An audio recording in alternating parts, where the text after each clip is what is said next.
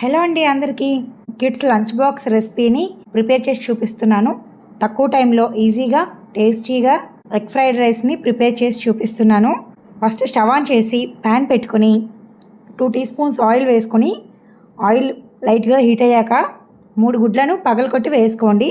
Medium ఫ్లేమ్లో ఈ ఎగ్ని బాగా ఫ్రై చేసుకోవాలి.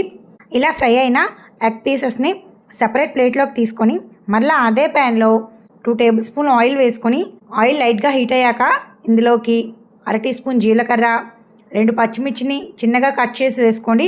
కొంచెం కరివేపాకును వేసుకొని ఒక ఉల్లిపాయను చిన్న ముక్కలుగా సన్నగా తరిగి వేసుకోండి. నెక్స్ట్ క్యారెట్ని చిన్న ముక్కలుగా కట్ చేసి వేసుకోండి. వీటన్నింటినీ బాగా ఫ్రై చేసుకోవాలి. క్యారెట్ ముక్కలు సాఫ్ట్గా అయినంత వరకు బాగా ఫ్రై చేసుకొని నెక్స్ట్ ఇందులోకి మనం స్పైసెస్ని యాడ్ చేసుకోవాలి.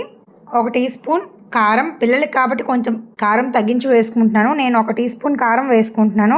1/2 టీ స్పూన్ జీరా పౌడర్, 1/2 టీ స్పూన్ ధనియాల పొడి వేసుకొని ఒకసారి బాగా కలిపేసి లో ఫ్లేమ్లో 1 మినిట్ కుక్ చేసుకొని నెక్స్ట్ ఇందులోకి ఆల్రెడీ కుక్ చేసిన రైస్ను వేసుకొని రైస్ వేసాక ఇందాక ఫ్రై చేసుకున్న ఫ్రైడ్ ఎగ్ పీసెస్ను వేసుకొని గరిటతో ఒకసారి అంతా కలిసే విధంగా బాగా రైస్ అంతా కలిపేసి రుచికి తగినంత ఉప్పుని, 1/2 teaspoon garam masala powder, 1/2 teaspoon మిరియాల పొడి వేసుకొని ఒకసారి బాగా కలిపేసి హై ఫ్లేమ్లో రైస్ని టాస్ చేసుకొని స్టవ్ ఆఫ్ చేసేయండి.